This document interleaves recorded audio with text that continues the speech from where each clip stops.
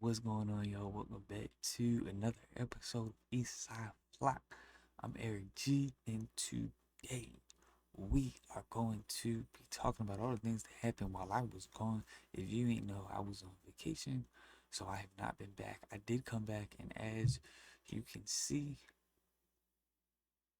there's a Jim Palmer replica jersey. I was at that game for that giveaway. I had to. He's been one of my all-time favorite Orioles, and I was at the game on Monday too versus the Red Sox. Both of those were losses. Both of those I got echoed by fans.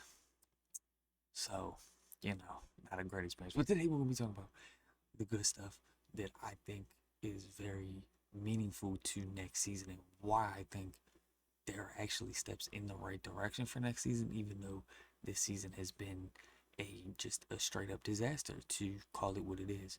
So we're gonna be looking into that, what I saw that was that makes me think that 2026 might be a better year than 2025, and why I think that the AL East might run through Camden Yards for years to come. Um, so yeah, I'm gonna get into all that right now without further ado. So here we go. Here's the first big thing that I'm excited about. This video is just it gives me life and hope because the Orioles usually don't do this, and I know this is kind of the new thing. Is this is the new way to do things, but let's just let this play and I'll talk about it in a second. Orioles are finalizing an 8-year extension. Basayo, one of the best prospects in baseball. He told us yesterday, remember his name. This is unprecedented, really. That ball ripped to right center field.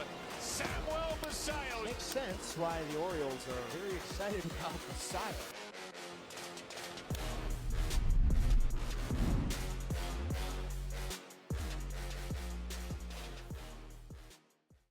So absolutely exciting news to have Basayo extended. I mean, this guy he's been the guy. I mean, he's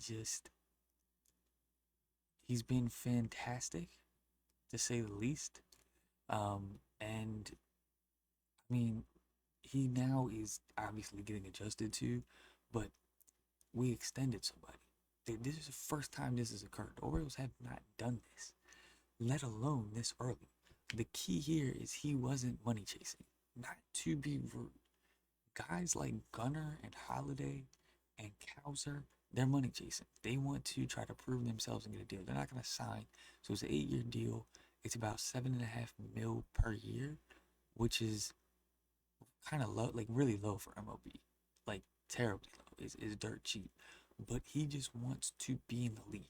I think that there's a love for the game. There's just a wanting to be on a team. He's like, this team picked me. I'm gonna pick them, and we're gonna have a good relationship. And as a fan, man, that's awesome. I got a guy I can root for 8 years. You know what I'm saying? Like, that's awesome. We haven't been seeing that for real. So that is awesome. Not only that, the other people we have caught up have been dogs. Jeremiah Jackson and Beavers, even though he had an error tonight, it was pretty bad. We'll see what he does tomorrow. But for right now, these guys, the 3 young guys that we caught up are playing really well. And we've never seen that. Never seen that. Like, when I tell you, when Holiday first came up, trash. Mayo is still bad. Gunnar Henderson struggled when he was up. It took him a while to find his groove. Same with Adley, same with Cowser. Westy too. All these guys came up and it was kind of a struggle. Like, it wasn't off the bat they were seeing it well, and then the league made an adjustment, because that's what happens. The league makes adjustments to you, whether you're young or not. Like, that's just how it goes. There's an adjustment. For the greatest hitters, they just walk. But for other hitters, there's an adjustment. There's something that pitchers will do differently. But here's the thing. I'm loving that we have guys that are coming up and hitting immediately. And some, they're gonna go through struggles. They're probably in slumps right now that they're gonna face. They've been hitting hot. There's probably a slump coming. But I just think that these guys hitting so well immediately tells me that they have the ability to go and play the big league level. Now the adjustment comes, can they keep up with the big league level?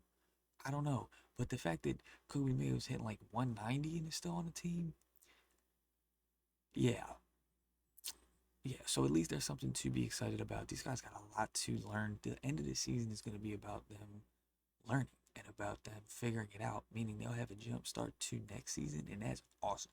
Like, I think that they're going to be really good next season. And if, you know, they can keep adjusting to the adjustments and keep going, that would be awesome. I would love to see that. But even next season, there's room for that. The next awesome thing, the next fantastic news is that Kyle Bradish is officially back.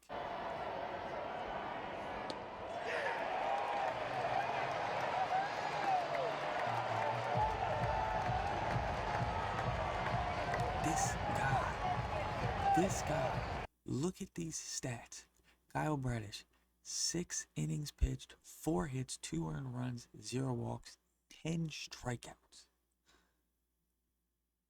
Oh my lord. Just fantastic. I love this caption. 10 strikeouts in your first MLB starting 438 days, not Brad. It's a little corny. That's the caption, but you know, it is what it is.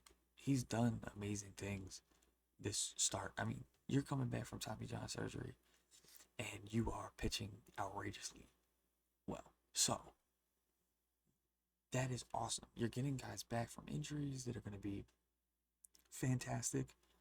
They look to still have their stuff. This is great.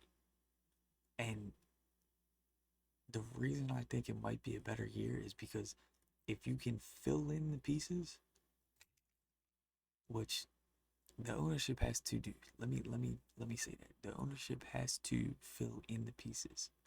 But if they are willing to spend money, extend Eflin, extend Rogers, even, you're getting Bradish and Wells back.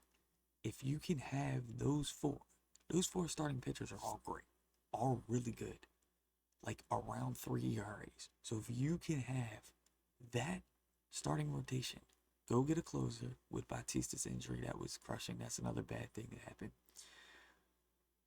Get a closer, get relievers, and go sign back some hitters like O'Hearn, like the guys that you traded away. They're gonna be free agents. Go get them back. If they can do that, 2026 could be a real good year for the Orioles, and it could be is if they do everything correctly and everybody plays to their potential, and guys aren't getting injured, man, the AL East can run through Camden Yards. Really, like it really could. But obviously, there's a lot that they have to do. But it's just nice to have some exciting news. Bradish coming back in 10 strikeouts. I know he lost the game. I know that's what y'all commenting. He done lost the motherfucking game, you dumbass. No, I know. But he only gave up 2 runs, 10 strikeouts. Outrageously good performance. We just couldn't hit a lick. And that's going to happen. A young team, struggling team, it's going to happen. But I think next season, if they can put the right pieces and get these missing aspects, sign guys, go trade for people, like this could be a real good year in 2026. And I think that hopefully brings us some hope as fans, because this season was atrocious and just disrespectful. So, I think if guys can stay healthy, if Gunner can step up, if Adley can step up in clutch situations, and then you get a guy like O'Hearn back in the clubhouse where he belongs. Even if you get Laureano again, I mean, these guys have been balling on their traded teams, and get Seti back for some defense too. Honestly, if like the same team that we had plus these new guys, if we didn't throw the season away, we could have been fighting for a wild card spot. If we didn't trade everybody away, I truly believe that we would be in a spot to be fighting for the last wild card. But nonetheless, it's just exciting to have some stuff to talk about. I'm gonna be dropping a video soon on the Ravens. Obviously they have a big matchup coming up too, so if you wanna check that out, subscribe so you know when that goes live. Follow me on Instagram at EastsideFlock. And let me know what you think. Do you think the Orioles are going to be good next year? Or is it going to be the same thing where we miss the playoffs and it's just go early in the season because in the end it's going to be bad? Let me know what you think below. And anyways, much love to y'all. See y'all in the next one. Peace.